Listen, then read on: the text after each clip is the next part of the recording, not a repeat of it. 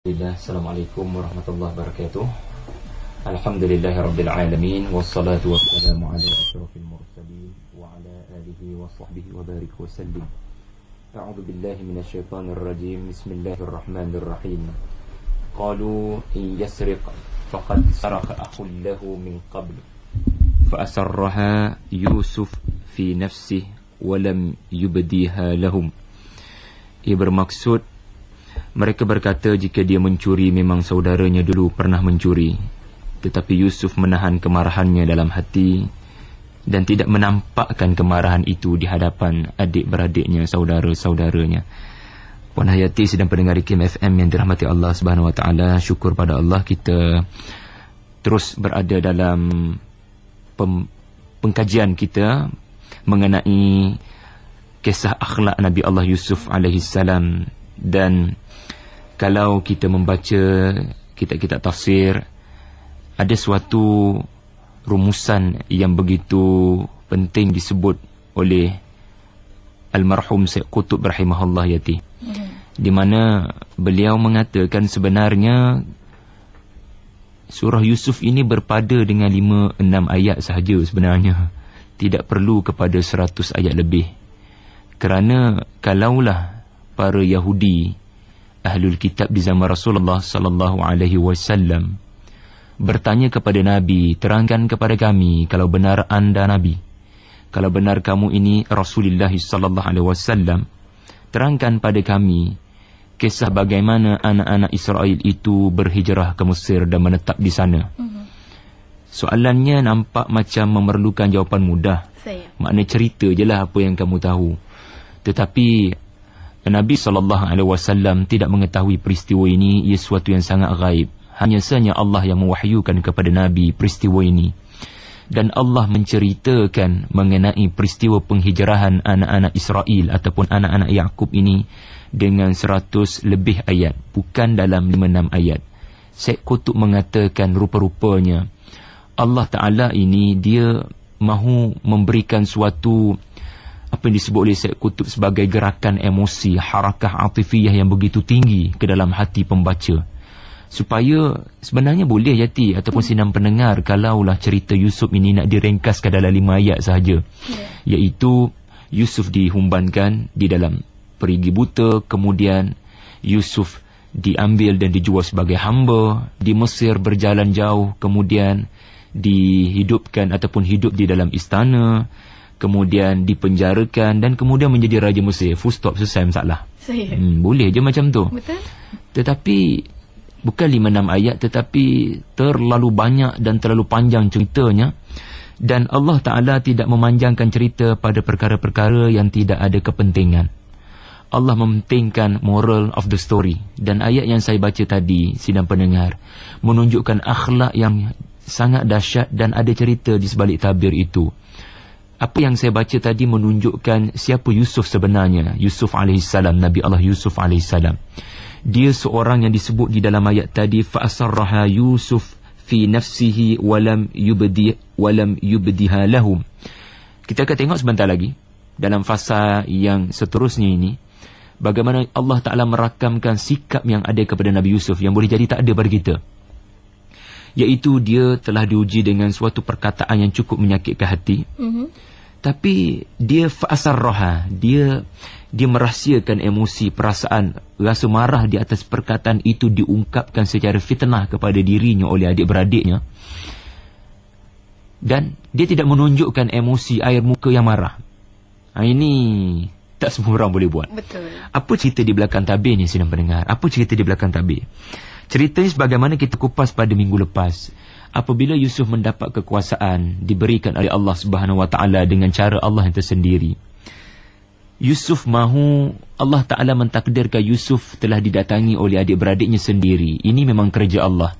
Yusuf tidak pernah menjangka akan kembali kepada keluarga dan adik-beradiknya. Tetapi Allah punya kerja di mana adik-beradiknya telah kembali ke Mesir untuk mendapatkan bantuan bekalan gandum daripada menteri Mesir pada waktu itu, yang mereka tidak tahu itu adalah Yusuf yang telah mereka humban dahulu di dalam telaga.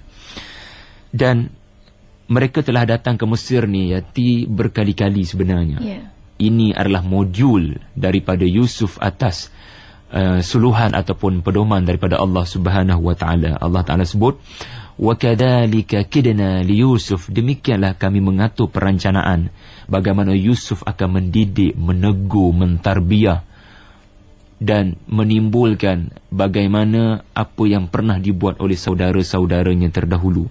Kali pertama diorang datang, mereka datang ke Mesir nak dapatkan bekalan gandum, mereka datang tanpa Bunyamin. Ini sudah cukup menunjukkan Bunyamin mengalami nasib yang sama seperti Yusuf, Nabi Allah Yusuf. Nasib yang sama, didiskriminasikan. Kita akan tengok sebentar lagi. Dan bila mereka datang tanpa Bunyamin, Nabi Allah Yusuf AS telah memberikan ancaman supaya kamu kalau nak dapatkan bekalan gandum ini lagi pada masa akan datang, sebab bukan 7 hari, kering kontang kemarau ni 7 tahun. 7 tahun lama. So for sure mereka akan datang lagi. Tetapi kalau datang tanpa Bunyamin, fala kayla lakum wala taqrabuni, kamu bukan setakat tak dapat bekalan gandum, kamu tidak akan aku benarkan menghampiri Mesir ini sekali pun. Itu adalah satu ugutan, satu lebih kurang ugutan lah, maknanya satu ancaman yang menyebabkan mereka terpaksa datang sekali lagi tetapi dengan Bunyamin. Dan dalam fasa yang ini kita nak bincang yang bahagian ini, di mana mereka datang dengan Bunyamin selepas melalui proses pujuk memujuk yang sangat hebat dengan ayah mereka, Nabi Yaqub, kerana Nabi Yaqub trauma. Dia trauma dengan apa yang sudah berlaku kepada anak kesayangannya dahulu, Yusuf alaihissalam. Dan kita akan tengoklah pada masa-masa akan datang, berkali-kali mereka diatur oleh Allah Subhanahu Wa Taala, diatur oleh Nabi Yusuf untuk akhirnya bukan sekali dua mereka datang ke Mesir, tetapi terpaksa berulang-alik hampir ratusan kilometer kerana beberapa arahan ataupun hasil daripada kebijaksanaan Nabi Yusuf untuk menegur adik-beradiknya ini. Ada beberapa pelajaran ya kalau kita perhatikan daripada ayat yang akan kita jadikan fokus, iaitu ayat sekitar ayat daripada ayat 66 sehinggalah ayat yang ke-70 lebih. Kalau kita amati, pertama sekali kita akan saksikan bagaimana sebenarnya Allah Ta'ala mendetailkan perbuatan Nabi Yusuf AS memasukkan barang-barang gandum ke dalam guni-guni saudara-saudaranya. Dan banyak ayat Allah Ta'ala memperincikan bagaimana Nabi Allah Yusuf memasukkan apa yang disebut sebagai alat timbang ataupun cawan yang digunakan untuk mengambil bekalan gandum masuk dalam guni. Untuk disukai. Untuk alat-alat sukatan. Falamma jahazahum, sangat detail. Dan pada satu pihak yang lain, Allah Ta'ala juga menunjukkan dengan sangat detail bagaimana usaha demi usaha yang dilakukan oleh anak-anak Yaqub ini untuk justify the means, untuk membenarkan mereka membawa Bunyamin kembali ke Mesir sebagai menunaikan permintaan daripada Menteri Mesir waktu itu. Kalau kita amati sedang pendengar, ini menunjukkan kepada kita, kalau kita amati ayat-ayat yang disebut di dalam Al-Quran dengan begitu detail, rupa-rupanya usaha nak membuat kebaikan, nak menginsafkan saudara-saudara, ini suatu usaha kebaikan. Betul. Pada waktu yang sama, usaha untuk menipu si ayah, usaha menuju kebatilan, kedua-duanya ini sentiasa akan bersaing, berlumba antara satu sama lain. Maknanya jangan kita remehkan pergerakan musuh. Mereka akan pujuk rayu kita untuk tunduk kepada agenda mereka. Kita tahu bagaimana Zionis ini, mereka mempunyai agenda 3S. Mereka mahu pujuk, mereka mahu supaya rakyat ataupun manusia umat Islam ini tunduk dan patuh kepada agenda mereka dari sudut skrin, televisyen, program-program kehiburan, dari sudut sport, program-program kesukanan sampai orang memuja bola sepak lebih daripada apa yang sepatutnya, dan dari sudut sport, skrin, dan satu lagi apa yang disebut sebagai song, lagu-lagu ni, artis-artis yang tidak ada apa yang baik pun boleh kita ambil. Mereka akan pujuk kita dengan apa cara sekalipun dan mereka tidak akan berputus asa. Jangan lupa kita sudah bincang, Allah Ta'ala menggambarkan fastabaqal bab, di mana Zulaikha juga berusaha keras nak mendapatkan Yusuf atas niat yang batil, iaitu berzina. Nabi Yusuf juga berusaha keras untuk lolos daripada bilik yang sudah ditutup, iaitu Yusuf juga, Nabi Allah Yusuf berusaha keras untuk membuka pintu dan memisahkan diri daripada zina. Semua ini menunjukkan pertembungan demi pertembungan. Maknanya orang-orang yang mahu melakukan kebaikan, jangan kita ingat kita berada dalam comfort zone. Musuh akan mengatur pelbagai perkara untuk bersaing dengan kita. Allah menjanjikan kemenangan kepada pihak kebaikan, tetapi sejauh mana kita berusaha keras ketika musuh berusaha keras. Al-Quran menyatakan, ya sidang pendengar, in takunu ta'lamun fa innahum ya'lamun wa tarjuna minallah ma la yarjun. Musuh bekerja kuat, ayat ni dia sangkut paut dengan perang Uhud. Musuh berusaha keras, kita pun kena berusaha keras. Namun yang menyebabkan kita menang adalah kita berharap kepada Allah ketika musuh tidak ada pengharapan. Ini yang pertama, kalau kita amati perincinya Allah Ta'ala menggambarkan tentang kedua-dua belah pihak. Satu lagi perkara, yang kedua kan, sekali moral yang sangat penting, Yati. Sekali menipu, tak ada jaminan tak akan menipu lagi. Betul, dia akan create, dia akan berjinak-jinak. Yang ni dia kata jadi perangai ni, jadi habit. Sekali kita dah belajar menipu, first timer dalam menipu, dan kita tidak ada teguran, tidak rasa benda tu salah, ingat 30 tahun kita hidup selepas itu pun kita akan terus menipu orang dengan penipuan lebih besar. Ini terbukti dalam kisah anak-anak Nabi Yaqub. Mereka sudah berpisah dengan peristiwa mereka menghumban Yusuf alaihissalam di dalam telaga. Sudah lebih daripada 30 tahun peristiwa ini. Dan bila mereka ditakdirkan Allah bertemu semula dengan Nabi Yusuf alaihissalam sebagai seorang menteri Mesir yang mereka tidak tahu waktu itu, mereka sampai tahap terus menipu dan mereka menuduh Yusuf itu sebagai, Nabi Allah Yusuf sebagai pencuri. Apa cerita di belakang tabir ni, sidang pendengar? Kita tengok dulu, ya.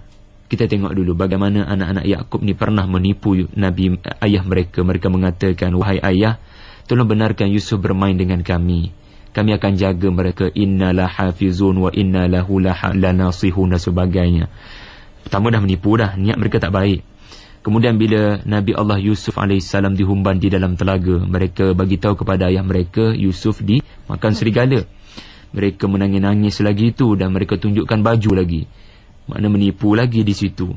Kemudian 30 tahun selepas mereka menganggap Yusuf sudah tidak ada di dalam dunia ini, mereka ditakdirkan bertemu dengan menteri Mesir yang sebenarnya pada waktu itu Yusuf.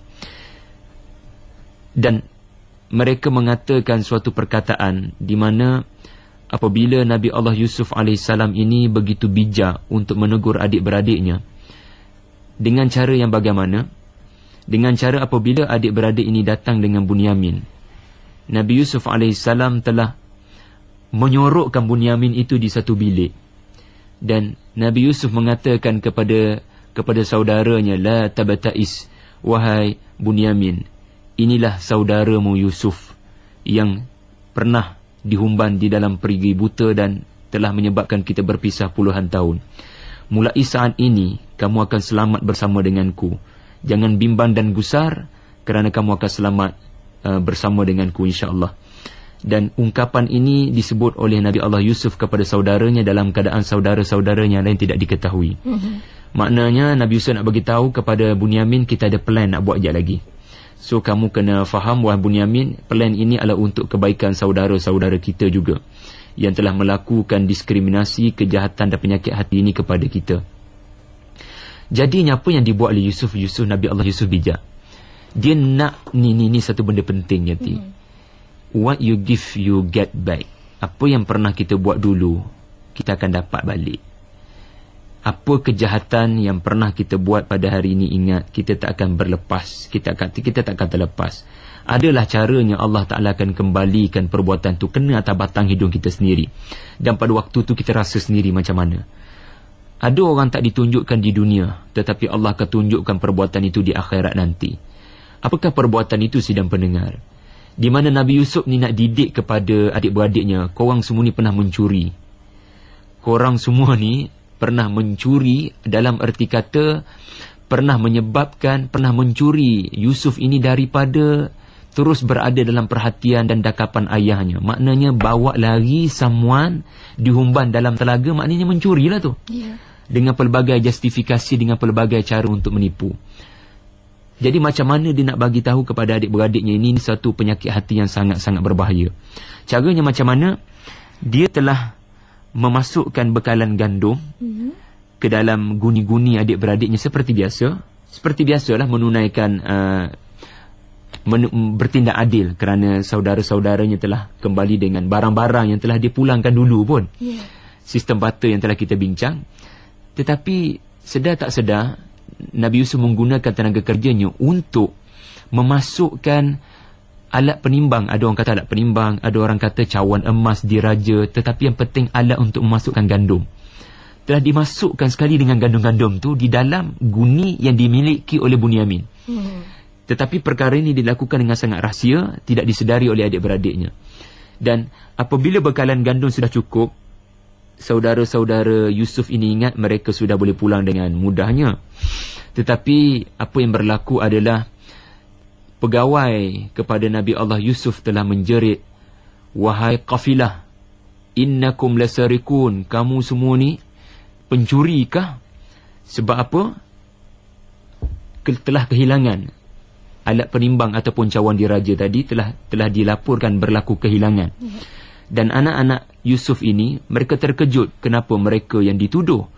Macam mana kamu boleh menuduh kami menipu, kami mencuri? Wallahi kami tidak akan melakukan kerosakan di atas muka bumi ini dengan hadir ke Mesir ini. Ini kata-kata yang dirakamkan di dalam Al-Quran. Tetapi pegawai ini mengatakan, kalau terbukti memang kamu yang salah, bagaimana? Dan pada waktu ini telah berlaku spot check, Yati. Berlaku spot check dan para pegawai telah membuat pemeriksaan. Dan digambarkan di dalam Al-Quran, fabada'a bi'aw'iyatihim qabla wi'a'a akhihi. Nabi Yusuf ni, dia sendiri cek seluruh guni-guni kantung-kantung adik-beradiknya dulu. Maknanya dia pergi cek dulu adik-beradik yang tua-tua ni dulu. Dia ikut turutan dah kot. Ini bijak Nabi Yusuf supaya dia tak nampak benda ni well planned. Dan last sekali baru dia cek guni Bunyamin tu. Adik-beradiknya mula-mula rasa macam selamat dah ni, sebab kita tak curi pun. Memang kita tak curi. Mana kita curi? Lepas tu dia orang bersumpah, mana kami mencuri, kami tak buat kerosakan bila datang ke Mesir ni. Tetapi siapa tahu sampai ke guni yang terakhir ada cawan diraja tu. Maka jelaslah di sini berlakunya pertuduhan salah seorang adik-beradik mereka telah mencuri. Dan Nabi Yusuf telah menggunakan kaedah hukum yang digunakan oleh pihak kafilah ini, iaitu sesiapa mencuri dia mesti menjadi hamba abdi kepada pihak yang telah dicuri. Jadinya dengan cara ini Bunyamin telah berjaya untuk berada di sisi Nabi Allah Yusuf AS. Dan moral yang paling penting di sini adalah, sidang pendengar sekalian, moral yang paling penting yang saya nak sebutkan di sini, Yusuf begitu bijaksana untuk memberitahu kepada saudara-saudaranya bahawasanya kalian pernah mencuri. Dan apabila dibuat pemeriksaan ternyata terbukti kalian mencuri, kalian nak dakwa apa lagi? Kerana terbukti salah seorang daripada adik-beradik kalian telah mencuri. Dan Nabi Yusuf mengatakan, aku tidak akan menangkap ataupun menahan mereka yang tidak zalim. Aku hanya akan menahan mereka terbukti ada sabit kesalahan. Sabit kesalahan, ada bukti dalam guninya. Di dalam guninya ada cawan yang telah didakwa sebagai hilang.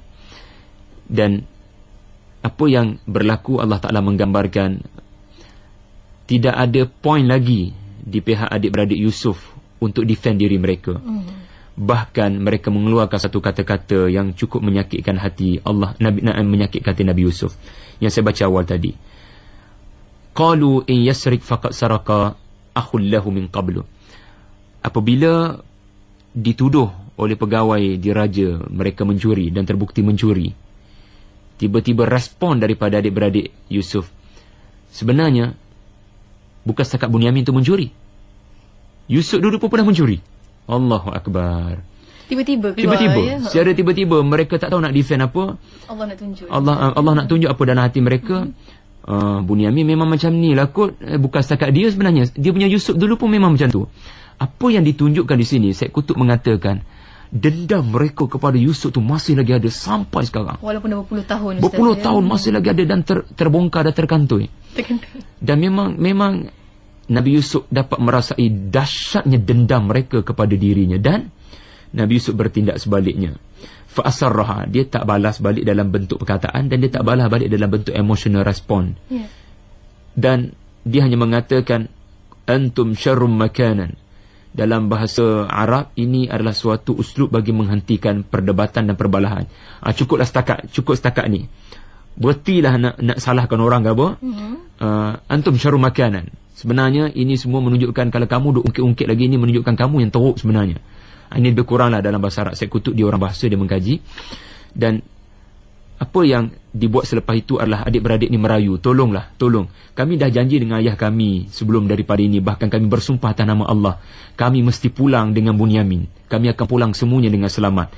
Kalau menteri mengambil Bunyamin, kami tak tahu nak jawab apa kepada orang tua kami. Jadinya kami merayu supaya ambillah orang lain daripada kami, jangan ambil Bunyamin. Sebab Bunyamin ni antara orang yang juga disayangi oleh Nabi Yaqub AS, adik kepada Yusuf AS. Tetapi Yusuf kata, kami tak akan bertindak zalim kepada mereka yang tidak ditemui barang ini. Kami hanya akan tahan, ambil mereka yang terbukti berlaku kesalahan. Akhirnya disingkatkan cerita, mereka telah bermesyuarat dan mereka tidak ada cara lagi kecuali mereka terpaksa pulang menghadap ayah mereka dalam keadaan mereka kehilangan Bunyamin.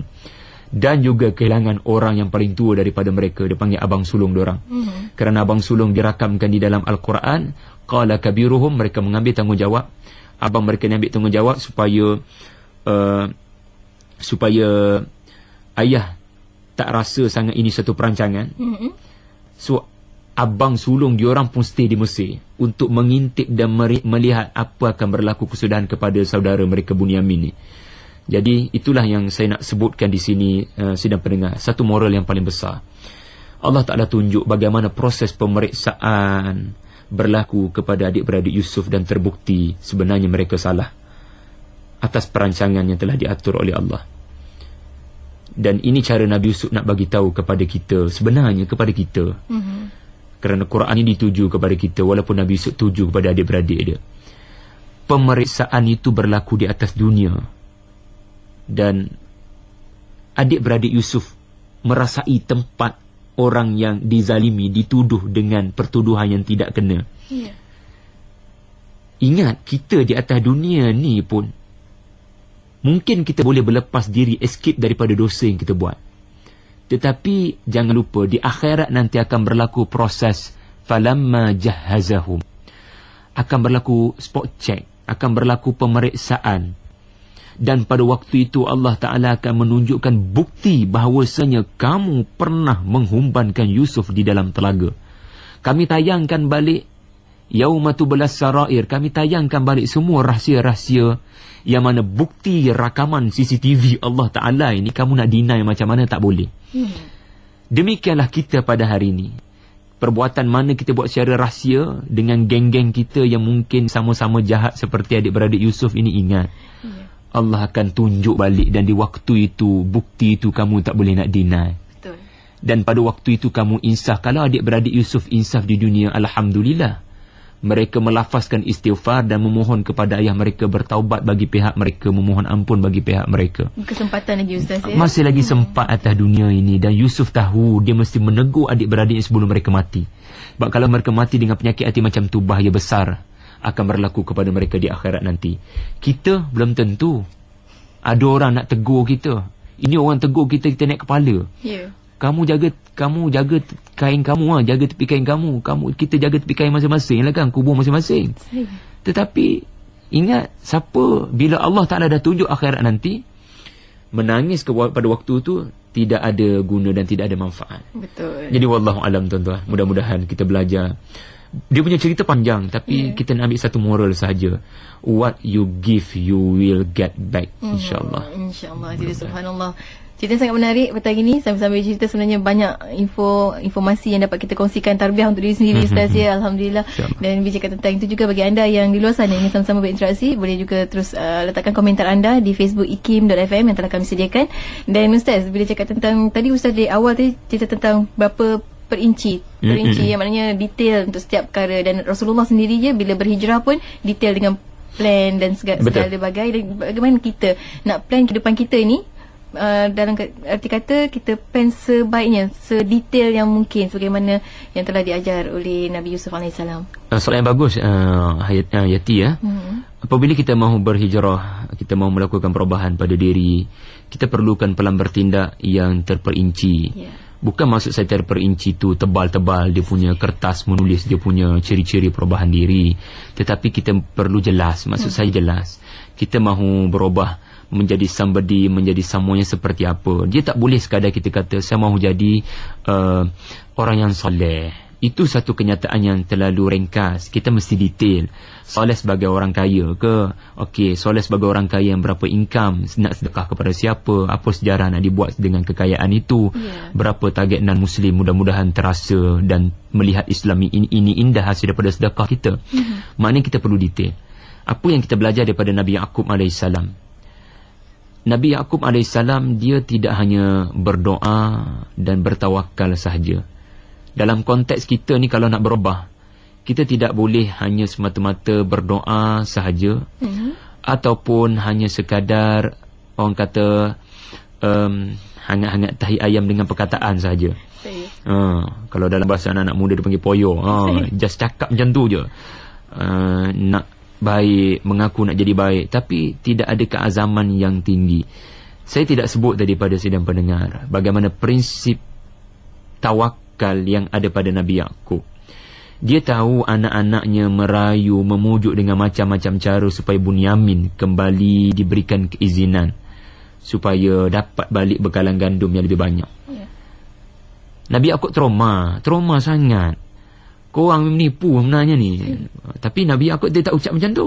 Dia tak ucap macam tu. Kita dah bincang minggu lepas, dia menyandarkan kesilapan dahulu juga kepada dirinya. Berbanding anak-anak Nabi Yaqub ni, kalau kita tengok Quran kan, sekali Bunyamin itu dituduh mencuri, diorang bukan setakat kata Bunyamin itu mencuri, saudaranya pun mencuri. Dan diorang mengatakan kepada ayah mereka bila mereka balik ke Palestin, ayah, anak kamu inna benaka saraka, anak kamu ni yang Bunyamin ni memang mencuri. Dan kami sendiri tak tahu nak kata apa, sebab kami sendiri tak tahu. Dia berlaku depan mata kami. Tengok, dia menyandarkan kesalahan hanya kepada Bunyamin. Dia tidak ada hubung kait pun dengan diorang. Nabi Yaqub tidak. Kesilapan anak-anak mereka dahulu, dia tetap kaitkan dengan dirinya. Apa yang saya nak sebutkan adalah pesanan Nabi Yaqub. Dia telah menyerahkan anak-anaknya dengan benar-benar pergantungan penuh kepada Allah Subhanahu wa ta'ala. Mengambil sumpah atas nama Allah, illa an yuhata bikum, dan Nabi Yaqub mengatakan, memang aku benar-benar mengharap pada Allah Ta'ala, aku tidak harap pada kamu dan tidak harap pada orang lain, supaya Bunyamin ini selamat macam Yusuf.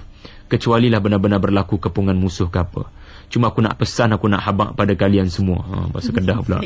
Aku nak wasiat pada kalian, tolonglah masuk Mesir itu dengan pelbagai pintu. Dalam Al-Quran digambarkan bagaimana ya bunay ya baniya la tadkhulu min babin wahid wa wadkhulu min abwabin mutafarriqah. Masuklah Mesir itu dari pintu-pintu yang pelbagai. Kadang-kadang kita fikir, ya, kenapa ya Nabi Yaqub sampai terpaksa memberitahu dengan detail supaya anak-anak mereka ni jangan semuanya satu kumpulan, satu grouping yang masuk Mesir. Kamu kena masuk dari pintu-pintu macam-macam, mana kena pecah-pecah. Para ulama seperti beberapa mufassirun menyarankan kita tidak mencari illah di sebalik arahan ini. Ada ulama yang mengatakan ini menunjukkan Nabi Yaqub bimbang ada ramai orang yang akan rasa something tidak kena. Muka yang sama masuk Mesir ni. Hari tu dah masuk Mesir minta bekalan gandum, ni masuk lagi ni. Cepatnya diorang masuk. So akan berlaku kesansian dan masyarakat mungkin akan syak wasangka. Ada ulama mentafsirkan juga mereka ni anak-anak Yaqub yang handsome dan boleh menjadi perhatian kalau diorang grouping masuk ramai-ramai macam tu. So akan nampak ketara sangat dan akan berlaku masalah daripada mereka berpenyakit di hati. Tetapi apa yang disarankan oleh Syed Qutb, kita tak perlu tafsir yang bukan-bukan, kerana apa yang digambarkan di dalam Al-Quran hanyalah ia hajatan fi nafsi Yaqub biqadaha. Ia hanyalah satu perkara yang tercetus di hati Nabi Yaqub, bimbang kepada anaknya. Apa yang kita belajar di sini, Nabi Yaqub tidak hanya berdoa kepada Allah, tetapi ada ikhtiar yang sangat-sangat strategis. Anak-anaknya diminta jangan masuk Mesir dari satu arah saja, masuk dari pelbagai arah supaya kamu selamat bertemu dengan Raja Mesir. selamat bertemu dengan Menteri Mesir dan selamat kembali. Tetapi Nabi Yaqub kata, ini pun kalau dengan izin Allah Subhanahu Wa Taala. Nabi Yaqub hanya berharap kepada Allah, berdoa supaya kesemua anak-anaknya pulang dengan selamat ke Palestin dengan bekalan gandum. Tetapi benar berlaku dengan ketentuan Allah, anak-anak Nabi Yaqub bukan setakat kembali ke Palestin tanpa Yusuf, tanpa Bunyamin, bahkan tanpa abang sulung dia. Memang kerja Allah Subhanahu Wa Taala. Subhanallah, itu semua ketentuan Allah, ya, betul, Ustaz. betul.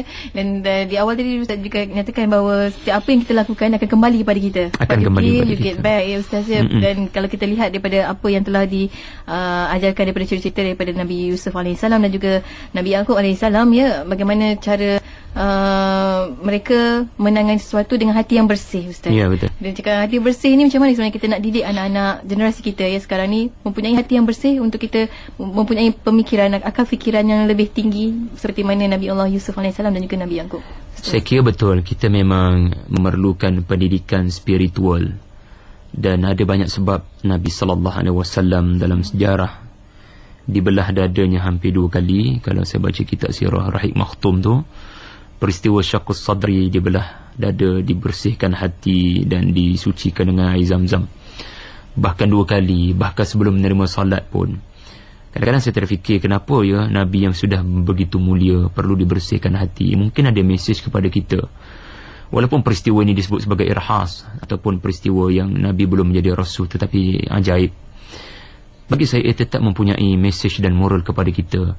Ada something yang kita kena berikan perhatian dalam pendidikan anak-anak kita, iaitu persoalan spiritual, persoalan pendidikan rohani yang tapaknya bukan di akal tetapi tapaknya di hati. Sejauh mana kita bersihkan hati anak-anak kita dengan air Zam-Zam. Lebih kurang macam tu lah. Bukan belah dada maksudnya. Jangan belah dada. Maknanya didik hati anak-anak kita dengan agama. Ketika kita gairah untuk didik akal anak-anak kita dengan akademik. Keseimbangan penting. Guru-guru main peranan di sekolah dengan pendidikan akademik. Mak dan ayah perlu memainkan peranan pendidikan rohani sejak daripada lahir. Sebab itu bagi saya, untuk mendidik anak-anak, perkara paling penting yang kita belajar daripada teknik, saya tak kata teknik lah, saya kata prinsip Nabi Yaqub adalah dia sentiasa tetap berbaik dengan anak-anaknya walaupun anak-anaknya berkarenah macam mana sekalipun. Kita tengok kan, teruk macam mana pun anak-anak Yaqub ni, dan Nabi Yaqub itu sendiri sudah terlalu tua dan uzur. Diorang boleh je ambil Bunyamin tu, tak perlu bagi tahu pun pada ayah dia orang. Bawa lari macam tu je lah. Pergi jumpa dengan Menteri Mesir, sebab Menteri Mesir kata, macam mana aku nak bagi bekalan gandum kalau Bunyamin tak ada? Aku kena buat adil. Ambil bawa lari macam tu je lah. Tetapi persoalan timbul, macam mana anak-anak Yaqub ni boleh terus stay dengan ayah mereka sampai ketua? Kita tak ada masalah dengan mak ayah ni pun berjaya. Mak ayah ada di sisi kita ke? Tanya soalan ni. Betul. Kita menikmati income yang tinggi, mak ayah ada ke di sisi kita? Anak-anak Nabi Yaqub yang bermasalah itu pun, mereka tetap bersama dengan ayah mereka. Dan mereka terus meminta izin daripada ayah mereka dan berusaha dengan pelbagai kreativiti untuk membenarkan, supaya ayah mereka membenarkan. Rupa-rupanya bila kita kaji, setiap uslub Nabi Yaqub guna adalah uslub yang cermat sebagai seorang ayah. Perkataan yang dipilih, bagaimana rasa tanggungjawab, tidak cepat blame. Ini menunjukkan hubungan kasih sayang adalah teras kepada pendidikan agama itu masuk ke dalam anak-anak kita. Kita nak tegur anak-anak kita, mungkin anak-anak dah besar panjang kita nak tegur. Teguran tak akan didengar macam cerita anak Kusazali kan. Kalau dah besar panjang tu, ayah dah besarkan saya, sudah besar panjang menjadi seperti seniman seperti ini. Mana mungkin ayah boleh menegur saya, boleh membetulkan saya. Waktu ini ayah bertanggungjawab. Jadi kalau anak tu masih kecil, tuan-tuan sidang pendengar, tolong berikan perhatian sangat-sangat kepada menjinakkan anak-anak ini dengan ayat-ayat Quran, dengan hadis-hadis Nabi. Dan kalau anak-anak tu sudah membesar, kekalkan kita punya romantik kita ni sebagai seorang ayah dan mak kepada anak-anak. Kerana dengan kasih sayang, sekurang-kurangnya kita tak sebut benda tu agama pun, tetapi kita sebut atas dasar kasih sayang, mak nak pesan, ayah nak pesan, maka insya-Allah sekurang-kurangnya anak itu akan berfikir 2-3 kali untuk melakukan suatu dosa yang mana kita tak ada pada waktu tu, insya-Allah. Dari hati ke hati, Ustaz, ya, insya-Allah. Dan mungkin juga di atas keterbatasan waktu yang kita ada, Ustaz, ya, mungkin boleh Ustaz berikan sedikit kesimpulan untuk minggu ini atas tajuk yang kita kupaskan, Ustaz, silakan. Mungkin sebagai kesimpulan, apabila kita berada di dalam nikmat Islam, Islam ini antara yang diberikan fokusnya adalah bukan sekadar aspek ekonomi seperti dalam surah Yusuf, seperti aspek sekecil-kecil, yalah, maksud saya daripada akidah, ibadah dan akhlak, tetapi Islam juga memberikan perhatian kepada aspek kekuasaan. Kita tengok ya bagaimana Nabi berhijrah. Untuk apa Nabi berhijrah? Supaya Nabi mempunyai kekuatan.